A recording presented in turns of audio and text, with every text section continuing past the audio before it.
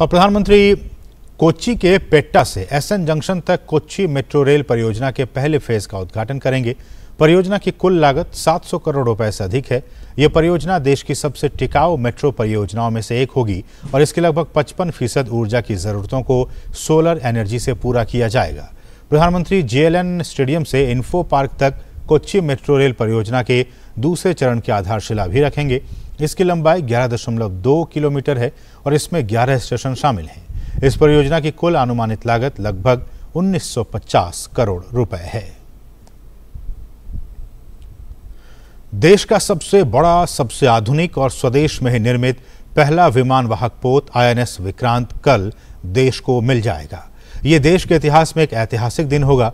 ये जहां आत्मनिर्भर रक्षा क्षेत्र के अभियान को नई ऊंचाइयों तक पहुंचा रहा है, तो अब भारत उन चुनिंदा 5 से 6 देशों के क्लब में शामिल हो रहा है जो विमान वाहक पोत का निर्माण करने की क्षमता रखते हैं।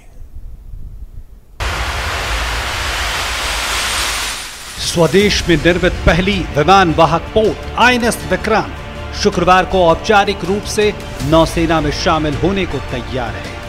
आईएनएस विक्रांत को 2 सितंबर को कोच्चि में एक कार्यक्रम में नौसेना में शामिल किया जाएगा। इस कार्यक्रम में प्रधानमंत्री नरेंद्र मोदी शिरकत करेंगे। ये अपने आप में आत्मनिर्भर भारत का जीता जागता उदाहरण है। करीब 20,000 करोड़ रुपए की लागत से निर्मित इस विमान वाहक पोत ने पिछले महीने समुद्री परीक्षणों के चौथे और अंतिम चरण को सफलतापूर्वक पूरा किया था। विक्रांत के निर्माण के साथ ही भारत उन चुनिंदा देशों के समूह में शामिल हो गया है जिनके पास विमान वाहक पोत को स्वदेशी रूप से डिजाइन करने और निर्माण करने की क्षमता है।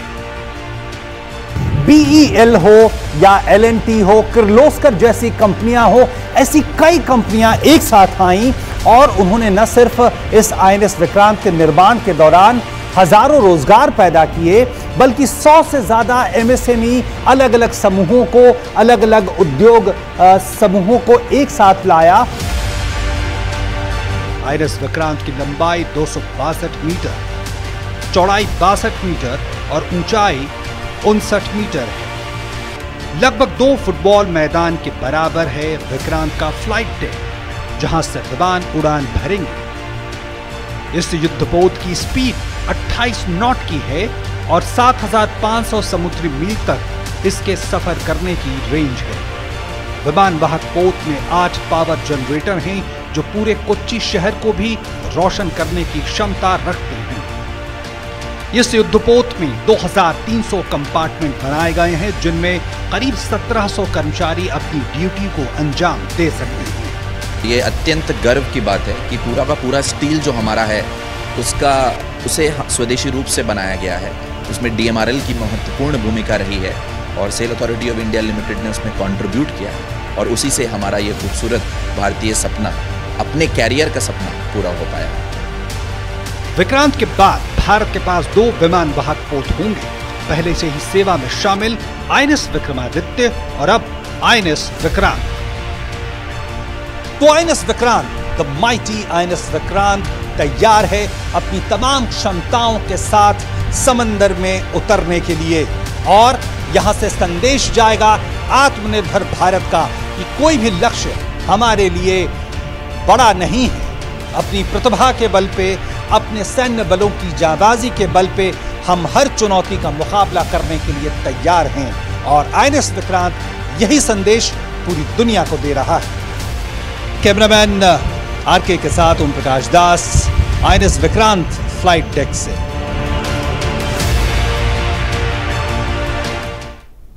तो कल का दिन यानी कि 2 सितंबर का दिन देश की रक्षा पंक्ति के लिए बहुत ही महत्वपूर्ण दिन, क्योंकि कल ही इस आईएनएस विक्रांत को प्रधानमंत्री के द्वारा देश को समर्पित किया जाएगा। आप इस विशेष कार्यक्रम को जरूर देखिएगा। बढ़ेंगे आगे, बात करेंगे अब तेजस की। हल्के लड़ाकू विमान तेजस की सफलता को देखते हुए केंद्र सरकार ने स्वदेशी जेट के एक अधिक सफल और अत्यधिक प्रभावी मॉडल के डेवलपमेंट की अनुमति दे दी है, जिसे एक अन्य मेगा प्रोजेक्ट द्वारा दमदार 5वें जनरेशन के स्टील्थ फाइटर के लिए अपनाया जा सकता है। कैबिनेट कमेटी ऑन सिक्योरिटी ने हल्के लड़ाकू विमान तेजस के मेगा प्रोजेक्ट को मंजूरी दे दी है। प्रोजेक्ट में 5वें जनरेशन के स्टील्थ फाइटर विमान तैयार किए जाएंगे। तेजस मार्क 2 को प्रोटोटाइप उड़ान परीक्षण और प्रमाणन के साथ मंजूरी दी गई है। 6,500 करोड़ रुपए से अधिक के मूल्य के साथ विकसित करने की मंजूरी इसे दी गई है। सुपर क्रूज क्षमताओं के अलावा स्टेल्थ फीचर्स के साथ साथ इसका निर्माण होगा। अगले कुछ महीनों के भीतर ही तेजस मार्क 2 पर काम शुरू कर दिया जाएगा। 98 किलो न्यूटन थ्रस्ट क्लास में GE 414 इंजन के साथ अधिक क्षमता इसमें विकसित की जाएगी। तेजस मार्क 2 में मौजूदा तेजस मार्क 1 की तुलना में एक विस्तारित लड़ाई की रेंज होगी। हथियार रखने की इसमें एक बड़ी क्षमता विकसित की जा सकेगी। साथ ही मार्क 2 वेरिएंट मिराज 2000, जैगुआर और मिग 29 लड़ाकू विमानों की जगह ले पाएगा। तेजस का मार्क 2 दुश्मन के इलाकों में आक्रामक अभियानों में भी माहिर होगा। इस बीच वैमानिकी विकास एजेंसी के प्रमुख गिरीश देवधरे ने कहा है कि LCA मार्क 2 युद्धक विमान विकास परियोजना को सरकार ने मंजूरी दे दी है। ये डिजाइनरों के लिए एक उन्नत 17.5 टन सिंगल इंजन विमान विकसित करने का मार्ग प्रशस्त करेगा। नए विमानों का विकास 2027 तक पूरा हो जाएगा। और कैबिनेट की सुरक्षा समिति की तरफ से तेजस मार्क 2 विमान परियोजना को मंजूरी मिलने के बाद वायुसेना प्रमुख एयर चीफ मार्शल विवेक राम चौधरी ने कहा कि कैबिनेट की सुरक्षा मामलों की समिति के फैसले से हमारी अगली पीढ़ी के लड़ाकू विमान के स्वदेशी डिजाइन और विकास को जबरदस्त बढ़ावा मिलेगा। वायुसेना प्रमुख ने कहा कि हम लाइट कॉम्बैट हेलीकॉप्टर भी वायुसेना में शामिल करेंगे। Indigenous design and development of a next generation fighter aircraft, and it will definitely further the Atmanirbhar Bharat initiative in the domain of aircraft manufacturing. I would hasten to add that in the view of the rapidly depleting strength of fighter squadrons of the Indian Air Force and phasing out of the MiG-21 aircraft in the coming years, it is essential that laid down timelines for the projects have to be strictly adhered to. Tejas Mark II will fill a critical capability void, and therefore it is very essential that all stakeholders should need to work in tandem to ensure timely induction of this aircraft into the Indian Air Force. और यहाँ रुकेंगे छोटे से break के लिए। आप देखते रहिए DD news. An enchanting landscape, a myriad of adventures, an insight into spirituality, a glimpse of history. Experience the diversity. Ladakh Tourism. Discover yourself.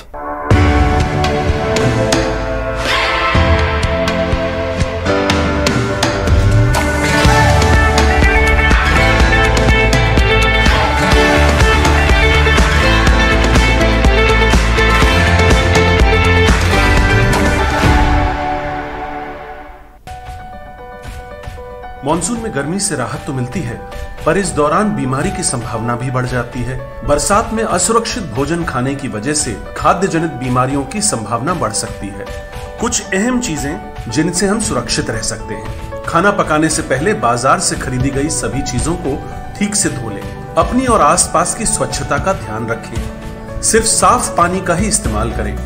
ताजा खाना ही खाएं और उतना ही बनाएं जितनी आवश्यकता हो। बचे हुए खाने को ठंडा होते ही फ्रिज में रख दें ताकि खाने में हानिकारक सूक्ष्म जीवों का विकास न हो, और जब खाएं तो उसे अच्छी तरह गर्म करके खाएं। जल्दी खराब होने वाली चीजें जैसे दूध दही को तुरंत फ्रिज में रखें। अपने खाने में ताजी और स्थानीय सामग्री का इस्तेमाल करें। काली मिर्च, लहसुन, अदरक, जीरा, धनिया, हल्दी भी शामिल करें। Food safety and standards authority of India द्वारा जनहित में जारी। चल भाई, झुमके बदली कराने हैं। अरे आंटी, ये रही सामने सोने की दुकान, यहाँ से बदलवा लो। पर खरीदा तो उस दुकान से था। अरे अगर हॉलमार्क का निशान है ना, तो कहीं से भी अदला बदली करा लो, वो भी बिना किसी डर के। सच? हाँ, 16 आने। सोना कहीं भी खरीदो, बेचो बेझिझक, बेफिक्र, हॉलमार्क के साथ। हॉलमार्क है तो सोना है।